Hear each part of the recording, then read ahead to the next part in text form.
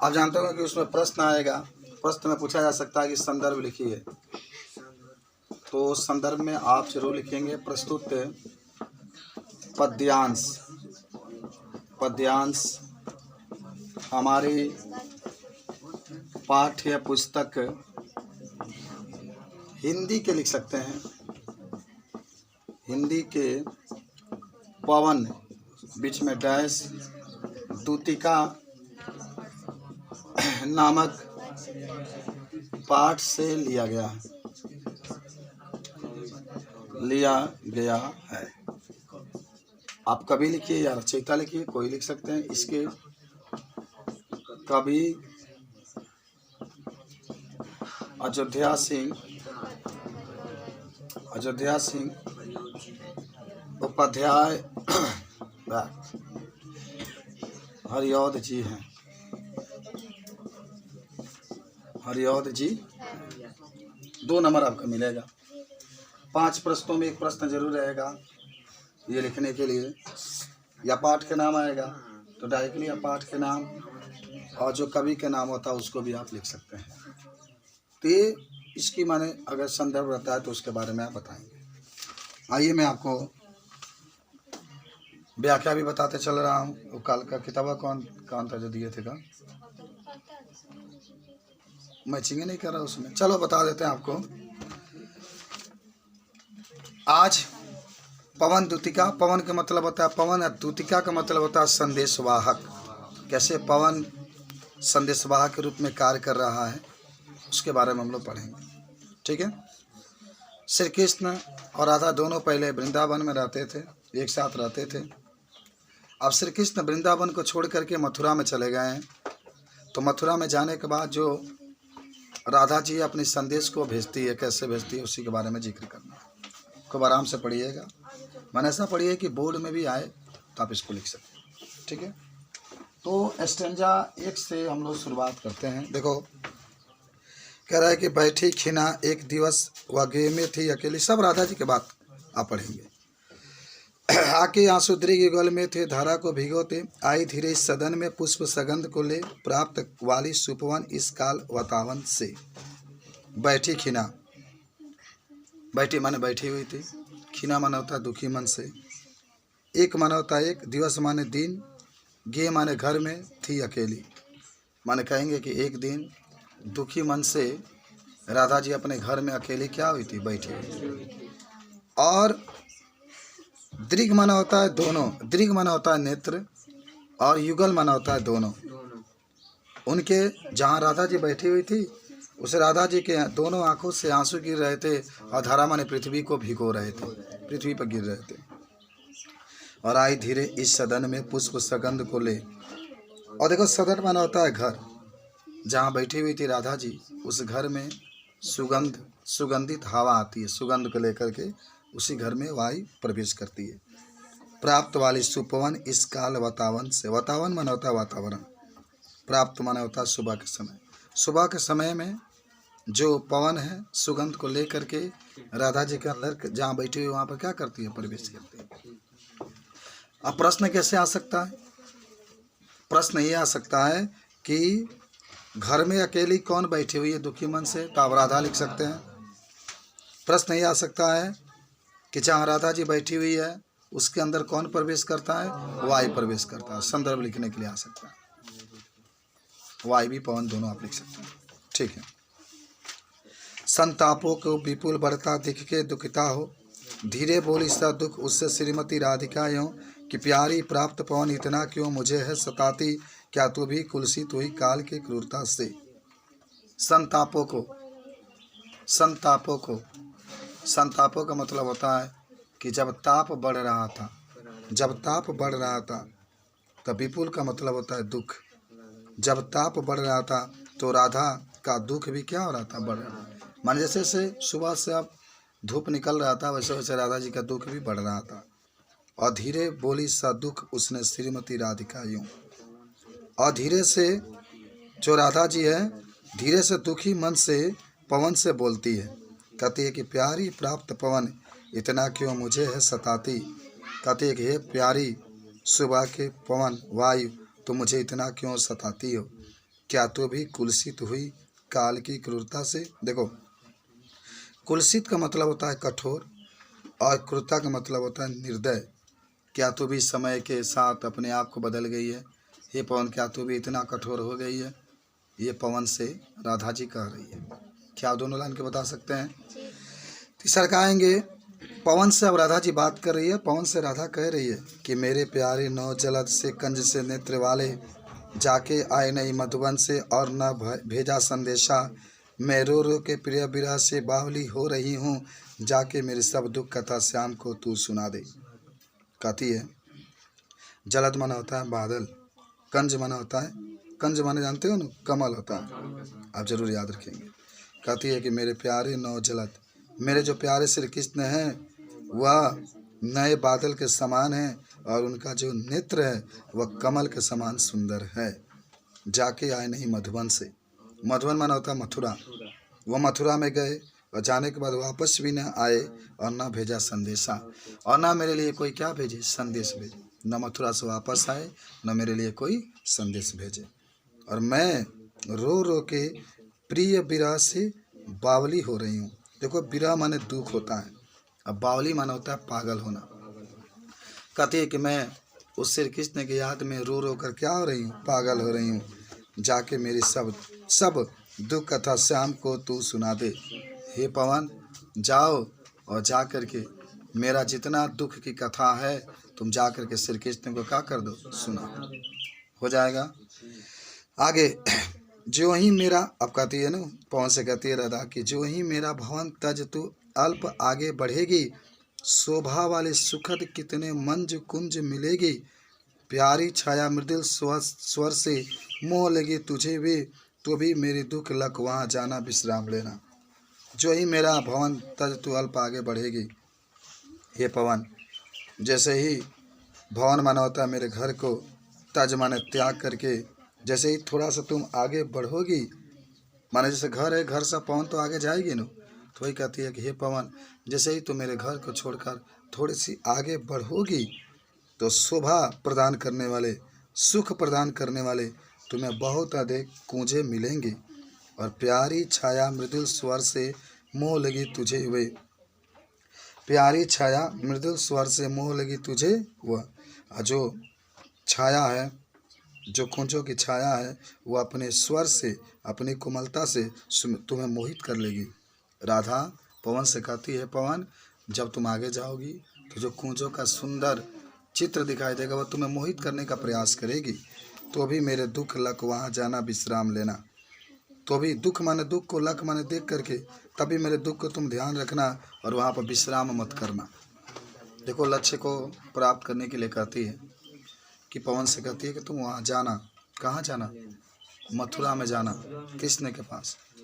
और जाना बहुत आसान है नहीं, बहुत मोह माया रास्ता में मिलेगा, लेकिन फिर भी अपने लक्ष्य की तरफ अवश्य आगे बढ़ते रहना चाहिए। आगे कहती है कि थोड़ा आगे सरस रब का धाम सतपुष्प वाला। देखो, धाम माना होता है वृंदावन, धाम माने वृंदावन। जैसे ही थोड़ा सा तुम आगे बढ़ोगी तो तुम्हें सुंदर पुष्पों वाला वृंदावन मिलेगा और अच्छे अच्छे बहुत द्रुम लतावन सौंदर्यशाली, और तुम्हें अच्छे अच्छे वहाँ पर लताएं भी मिलेंगी जो एकदम सुंदर होंगी, जो जिसके अंदर सुंदरता की कमी नहीं होगी जब उस वृंदावन में तुम प्रवेश करोगी तो। फिर कहती है कि प्यारा वृंदा विपिन मन को मुग्धकारी मिलेगा। हे पवन, वहाँ पर एक प्यारा वृंदा, विपिन माने बगीचा होता है, विपिन माने बगीचा होता है। जब तुम वृंदावन में जाओगी तो तुम्हें एक बगीचा मिलेगा और मन को मुग्धकारी मिलेगा, और वह बगीचा तुम्हारे मन को मोहित करेगा। वह बगीचा तुम्हारे मन को मोहित करेगा। मुग्धकारी माना होता है मोहित करेगा। आना जाना इस विपिन से मुँह माना न होना, आना जाना इस विपिन से मुँह माना न होना। हे पवन, इस बगीचा से तुम आना और जाना, लेकिन उस पर क्या करना? मोहित मत होना। इस बगीचे से तुम आना और जाना, इस पर मोहित मत होना। बता दोगे सब लोग? नीचे आओ। फिर कहती है कि जाते जाते अगर पथ में क्लांत कोई दिखाए, क्लांत माने थका हुआ, क्लांत माने, अब पथ माने क्या होता है? रास्ता। हे पवन, अगर जाते जाते तुम्हें रास्ता में कोई थका हुआ व्यक्ति दिखाई दे तो जाके सन्निकट उसके क्लांतियों को मिटाना। तो जाके सन्निकट, उसके सन्निकट माने पास होता है, तो उसके पास जा कर के उसके दुखों को तुम क्या करना, मिटाना। और धीरे धीरे परस, परस माने देख करके, या परस माने स्पर्श करके, गात माने शरीर का, उताप माने गर्मी को, खोना माने नष्ट करना। हे पवन, जो थका हुआ व्यक्ति होगा उसके पास तुम जाना, उसके शरीर को स्पर्श करना, शरीर में जो गर्मी होगा उस गर्मी को तुम क्या करना, दूर करना। और सदगंधों से श्रमित जन को, श्रमित माने थके हुए जो जन माने लोग होंगे उसको सुगंध दे करके हर्षित सा बनाना। तुम उसको क्या बनाना, प्रसन्न बनाना। जो थके हुए लोग होंगे उसको सुगंध दे करके तुम उसको प्रसन्न बनाना। और फिर कहती है कि लज्जाशीला पथिक महिला जो कहीं दृष्टि आए, लज्जाशील पथिक महिला जो कहीं दृष्टि आए। कहती है कि अगर लजाने वाली महिला कहीं तुम्हें दृष्टि आए, माना होता है दिखाई दे, तो होने देना विकृत वासना। देखो विकृत वासना माने वस्त्र होता है, और विकृत माने उड़ाना। तू न सुंदरी को, यदि कहीं तुम्हें एक ऐसा स्त्री मिले जो लजाने वाली होगी तो उसके वस्त्र को तुम क्या करना, मत उड़ाना। फिर कहती है कि जो थोड़ा सा श्रमित हुआ हो तो गोद ले श्रांति खोना। श्रमित माने थका हुआ, श्रांति माने थकान को दूर करना। कहती है कि अगर थोड़ी सी भी वह स्त्री अगर थकी हुई है तो अपने गोद में लेकर उसके थकान को तुम क्या करना, दूर करना। होठों को और कमल मुख को मलनलाए मिटाना। ठीक है, उस स्त्री के जो होठ होंगे, और होठ जो होंगे कमल के जैसे जो होंगे, और उसके ऊपर जो मलनलाए का मतलब होता है जो भी माने कष्ट होगा उसको तुम क्या कर देना, मिटाना। कोई, अब देखो नेक्स्ट है 8 नंबर, कोई क्लांता कृषक ललना खेत में जो दिखाए। ललना माने होता है स्त्री, ललना माने, क्लांता माने किसान, क्लांता माने थकी हुई, कृषक माने क्या होता है, किसान। कहती है कि हे पवन, यदि खेत में तुम्हें कोई थकी हुई स्त्री जो किसान होगी अगर मिले तो धीरे धीरे परस उसके क्लांतियों को मिटाना। तो उसको धीरे धीरे स्पर्श करके, क्लांति माने थकान होता है, उसको थकान को तुम क्या करना, मिटाना। फिर कहती है कि जाता कोई जलद यदि हो व्योम में तो उसे ला। जलद माना होता है बादल, जलद माने, और व्योम माना होता है आकाश। हे पवन, यदि आकाश में कोई बादल का टुकड़ा जाता हो तो उसको उठा करके छाया द्वारा सुखित करना तप्त भूतांगना को, और उस बादल को स्त्री को ऊपर लेकर के रख देना।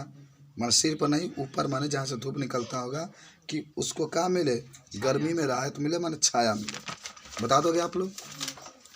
फिर कहती है कि जाते जाते पहुँच मथुरा धाम में उत्सुकता हो तो न्यारी शोभा वर नगर को देखकर मुग्ध होना। तू होएगी चकित लग के मेरू से मंदिरों को, आभा वाले कलश जिनके दूसरे अर्क से हैं।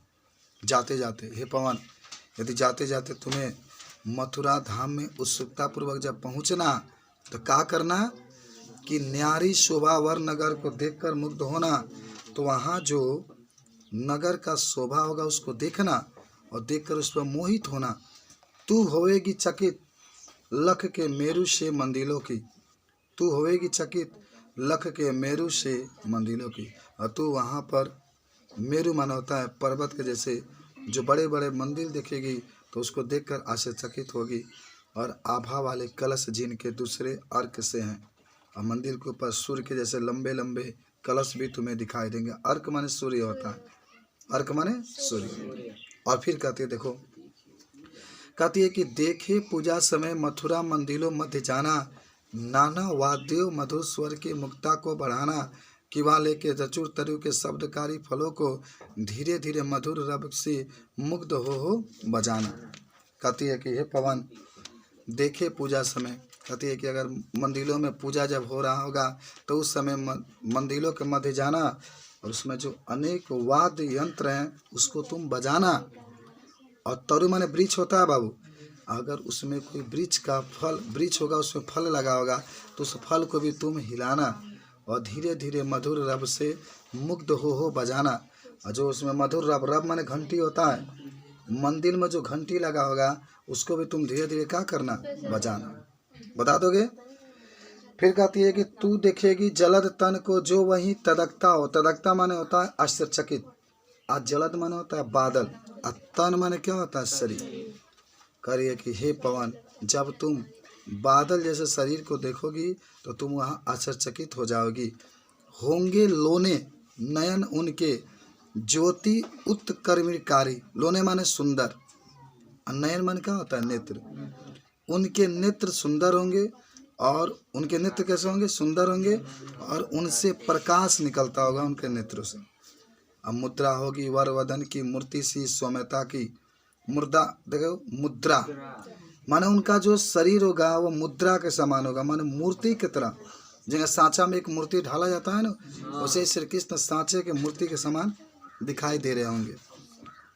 कह रहा है कि सीधे साधे वचन उनके सिक्त होंगे सुधा से, और उनके जो वचन होंगे बिल्कुल ऐसा सीधा वचन बोलते हैं, और वचन सुधा माने अमृत होता है, और ऐसा लगता है कि उनकी आवाज़ में क्या भरा हुआ है? अमृत भरा हुआ है, वैसा उनका आवाज़ लग रहा होगा। फिर कहती है कि नीले फूल कमल दल से, चलिए देखो, नीले फूल कमल दल सी गात की क्षमता है। कहती है कि हे पवन, जब तुम जाओगे ना, जब उनको देखोगी तो तुम्हें महसूस होगा कि उनका जो शरीर है वह नीले रंग के कमल के जैसा उनका शरीर है। गात माने शरीर होता है। अब पीला प्यारा कसन कटी में पहनते हैं फबीला, और वो पीले रंग के बसन माने क्या होता है? वस्त्र को, पीले रंग के वस्त्र को कमर में पहनते हैं, और फबीला माने लंगोटा भी क्या करते हैं? पहनते हैं। और छूटी काली अलख मुख के कांति को है बढ़ाती। देखो, छूटी काली, काली माने काले रंग के, अलख माना होता है बाल। जब उनके बाल है, जब मुख पर लटकते हैं ना, तो उन बहुत सुंदर दिखाई देते हैं। फिर कहती है कि सद वस्त्रों में नवल तन की फुर्ती सी प्रभा है। देखो, तन माने शरीर, और वह सुंदर सुंदर वस्त्रों में उनका शरीर से क्या निकलता है? प्रभा माने प्रकाश निकलता है। प्रभा माने प्रकाश निकलता है। फिर कहती है कि सांचे ढाला सकल बपू है दिव्य सौंदर्यशाली। सांचे ढाला सकल बपू है दिव्य सौंदर्यशाली। देखो, ऐसा, अब बपू माने शरीर होता है, ऐसा लगता है कि उनका शरीर सांचा में ढाला गया है, और उससे सौंदर्य उत्पन्न हो रहा है। और सत पुष्पों से सुरभि उसकी प्राण संपोषिका है, माने सुंदर सुंदर पुष्पों की तरह उसके शरीर के सुगंध उत्पन्न होता है, और उनका शरीर प्राणों को अपनी ओर आकर्षित करता है। माने इतना सुंदर उनका शरीर है कि जब हम लोग देखेंगे तो अपने तरफ श्री कृष्ण खींचते हैं। दोनों कंधे वृषभ वर्षे हैं बड़े सजीले। देखो, उनके जो दोनों कंधे हैं, वृषभ का मतलब जानते हैं ना? बैल होता है। बड़े सजीले, सजीले माना होता है मजबूत। जो श्री कृष्ण के दोनों कंधे हैं वह बैल के जैसे बड़ी क्या है? मजबूत हैं। लंबी बाहें, उनके बाहें बहुत क्या है? लंबी हैं। कलभ कर, और हाथी के सूंड के समान उसके माने उसके हाथों में शक्ति भी है। बता दोगे? आगे कहता है कि राजाओं सा सिर पर लसा दिव्य आपिर होगा। दिव्य माने होता है, आपिर का मतलब होता है मुकुट, दिव्य माने चमकते हुए। उनके सिर पर राजाओं के समान क्या होगा? चमकता हुआ मुकुट होगा। शोभा होगी उभय श्रुति। देखो, उभय माने होता है दोनों, श्रुति माने कान होता है। स्वर्ण कुंडली मन कह रहा है कि उनके दोनों कानों में सोने के जैसा क्या होगा? कुंडल होगा, कुंडली पहनते हैं वो। नाना रत्ना कलिश भुज में मंजू कयोर होंगे। देखो, नाना माने अनेक प्रकार के, रत्न माना होता है रत्नों को, भुज माने अपने हाथ में वो पहने हुए हैं, माने अनेक प्रकार के आभूषण को अपने हाथ में क्या किए हैं? पहने हुए होंगे, जिससे बहुत वो सुंदर दिखाई देते होंगे। मोती माला लसित उनका कंबु सा कंठ होगा। कंबु माने जानते हो ना? कंबु माने क्या होता है? शंख होता है, शंख। कह रहा है कि उनके गले में मोतियों का माला होगा, और उनका जो कंठ होगा वह शंख के समान दिखाई देगा। सुनो, फिर कहती है पवन से राधा, तेरे में है न वह गुण जो तू व्यथाए सुनाए। तो व्यापारों की प्रखर मतियों युक्तियों से चलाना। बैठे जो हो निज सदन में मेघ से कांति वाले, तो चित्रों की सदन के भवन से देखे जाना। कहती है कि हे पवन, अगर तुम्हारे अंदर वो गुण नहीं है कि व्यथाएं माने जो दुख तुमको बताए हैं, अगर तुम श्री कृष्ण को न सुना देना, अगर न सुना पाना, तो व्यापारों के प्रखर मतियों युक्तियों से चलाना। तो जो जो हम बात बता रहे हैं उससे तुम कुछ युक्तियाँ का प्रयोग करना, जिससे श्री कृष्ण समझ जाएंगे कि राधा जी क्या बताना चाहती है। और क्या बताती है राधा जी पवन से? देखो, कहती है सुनो, कि बैठे जो हो निज सदन में, निज माने अपना, सदन माने घर, मेघ माने बादल जैसे, कांति माने शरीर वाले। कहती है कि यदि श्री कृष्ण अपने ही घर में, जिनका शरीर बादल के समान है, अगर बैठे हों तो चित्रों के इस भवन के ध्यान से देखे जाना। जिस घर में बैठे हों, अगर उस घर में कोई चित्र होगा तो तुम इस चित्र को ध्यान से देखते हुए आगे बढ़ जाना। जो चित्रों में विरह विधुरा का मिले चित्र कोई, यदि उन चित्रों में दुख से व्याकुल किसी स्त्री का चित्र मिले तो जाके निकट उसके भाव से यूँ हिलाना। तो उसे चित्र के निकट जा कर के इस भाव से हिलाना उस चित्र को कि प्यारे हो के चकित जिससे चित्र की ओर देखें। तो कि जो श्री कृष्ण है वहाँ से चकित होकर के उस चित्र की ओर क्या करने लगे, देखने लगे। आशा है यूँ सुरती उनकी हो सकेगी हमारी, सुरती माने याद आना। आशा है तब श्री कृष्ण को हमारी क्या आएगी, याद आएगी। आगे चलते हैं 17 नंबर। जो कोई भी इस सदन में चित्र उद्यान का हो और हो प्राणी विपुल उसमें घूमते बावले से, तो जाके निकट उसके यूँ हिलाकर उसे भी देवात्मा की सुरती ब्रज के व्याकुलों को कराना। जो कोई भी इस सदन में चित्र उद्यान का हो, उद्यान माने क्या होता है, बगीचा। कहती है कि हे पवन, यदि उस घर में कोई चित्र किसका हो, बगीचा का हो, और उस चित्र में, और विपुल माने कोई पागल हो करके प्राणी क्या कर रहा है, घूम रहा है, तो जाके सनिकट उसके यूँ हिलाकर उसे भी, तो उस चित्र के पास जाना तुम और उसको क्या करना, हिलाना। देवात्मा को सूती ब्रज के व्याकुलों को कराना। और देवात्मा माने क्या होता है, देवात्मा का मतलब होता है देवता।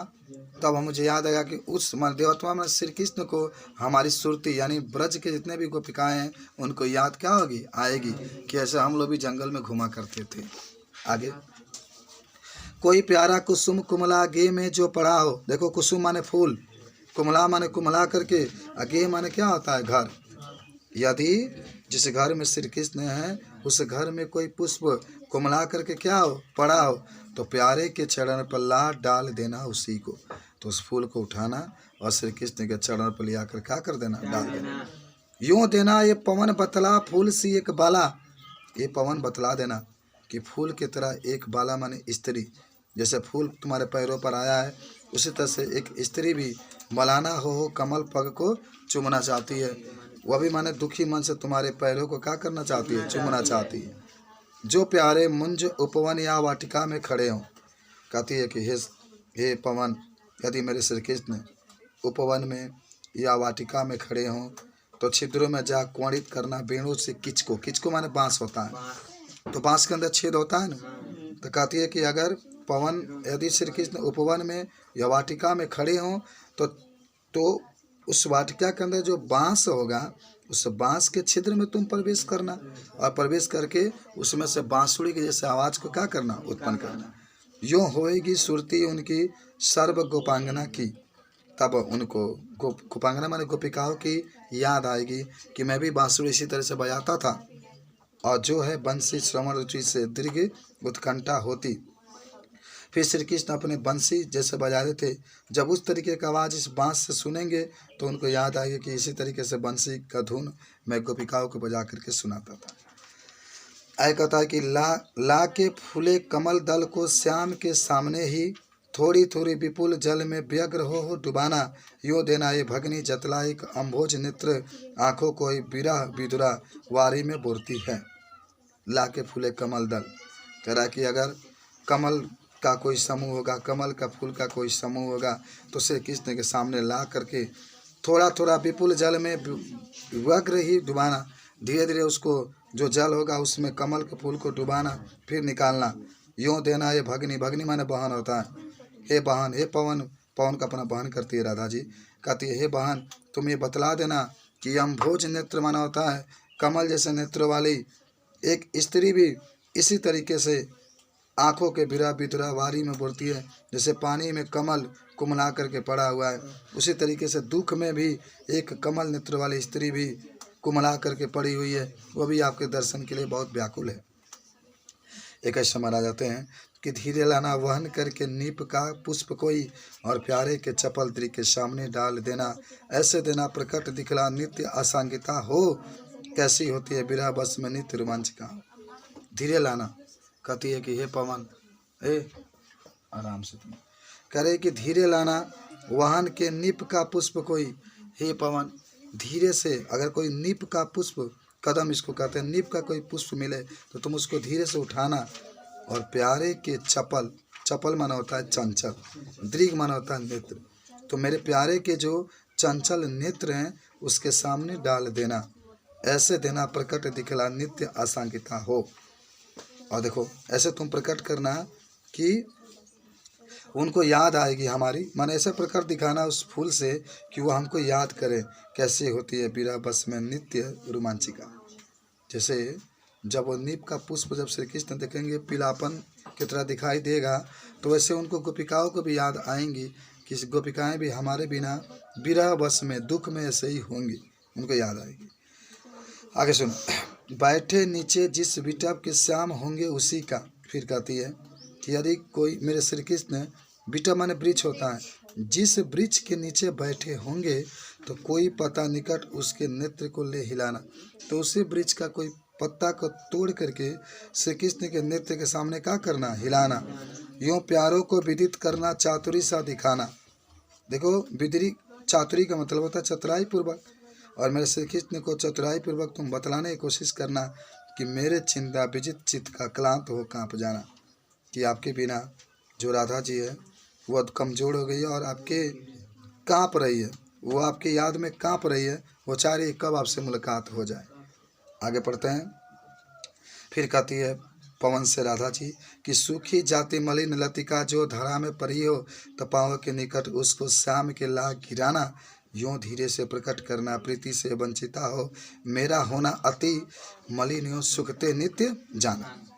कहती है कि हे पवन, सूखी जाति मलिन लतिका जो देखो धारा माने पृथ्वी होता है, कि यदि कोई लतिका पृथ्वी पर पड़ी हो और सूखी हुई हो तो पाँव के निकट उसको श्याम के ला गिराना। तो उस लता को उठाना और पाँव के निकट श्री कृष्ण के सामने क्या कर देना, गिरा देना। यो धीरे से प्रकट करना, प्रीति से वंचिता हो। और ये तुम प्रकट करना है, प्रीति माने प्रेम होता है, कि प्रेम से वंचित होकर के एक स्त्री, मेरा होना अति मलिन यो सुखते नित्य जाना, कि प्रेम से वंचित होकर राधा जी भी लगातार सूखती जा रही हैं, मानो उनका शरीर में पीलापन आता जा रहा है, जरूर तुम प्रकट कर देना। 24 नंबर आ जाओ। कोई पत्ता नवल तरु का पीत जो हो रहा है। देखो नवल माने नया, तरु माने होता है वृक्ष। कह रहा है कि यदि कोई नए पेड़ का वृक्ष का पत्ता अगर पीला हो रहा है तो प्यारे के दृग युगल के सामने ला उसी को, दृग माने नेत्र, तो मेरे श्री कृष्ण के सामने उस पत्ते को लेकर के आना और धीरे धीरे संभल रखना, यूँ उन्हें ही बताना और उसे धीरे धीरे संभाल करके उसे क्या करना, बताना। पीला होना प्रबल दुख से प्रोसिता सा हमारा। और फिर कहती है कि पीला होना, और जैसे पत्ता पीला होता है उसे वो भी समझ जाएंगे कि राधा जी भी हमारे बिना उसके शरीर में भी पीलापन आ रहा होगा, ऐसे बता देना। और देखिए 25वां नंबर है, यो प्यारों के विदित करके सब मेरी बथाएं, धीरे धीरे वहन करके पाँव के धूली लाना। थोड़ी सी भी चरण रज को ला न देगी हमें तू, हाँ कैसे तो व्यतीत चित्त को बोध मैं दे सकूँगी। अंतिम में कहती है कि यो प्यारे, हे पवन, मेरे श्री कृष्ण को तुम आश्चर्यचकित करके, विदित माना होता है आश्चर्यचकित करके, मेरी सब दुख की कथाओं को सुनाना और धीरे धीरे वाहन करके पाँव के धूली लाना। और धीरे धीरे फिर उनके पाँव का जो धूली है उसको लेकर के आना। थोड़ी से भी अगर उनके चरणों का धूल ला करके मुझे दोगी तो मैं उसको अपने हृदय से लगा लूँगी। देख कैसे तो व्यतीत चित्त को मैं बोध दे सकूँगी। अगर थोड़ी सी भी उसके चरणों का धूल मेरे पास लेकर के आ जाओगी पवन, तो मैं उसको दुखी, व्यतीत माने दुखी, चित्त माने हृदय से लगा करके अपने आप को संभाल लूँगी। और अंतिम है कि पूरी होए न यदि तुझसे अन्य बातें हमारी। कह रहा कि हे पवन, यदि हम जितने बातें बताए हैं अगर वो बातें पूरी ना हो तो मेरी विनय इतनी मान ले और चली जा। तो बस इतना मेरी विनती मान ले और चली जा। छू के प्यारे कमल पग को प्यार के साथ आ जा, श्री कृष्ण के पैरों को प्यार के साथ छू करके आ जा। जी जाऊंगी हृदय तल में तुझी को लगा के। हे पवन, तुझी को मैं हृदय से लगा कर क्या कर लेंगे, हालत खराब हो गई। चलिए अब क्या पढ़ेंगे,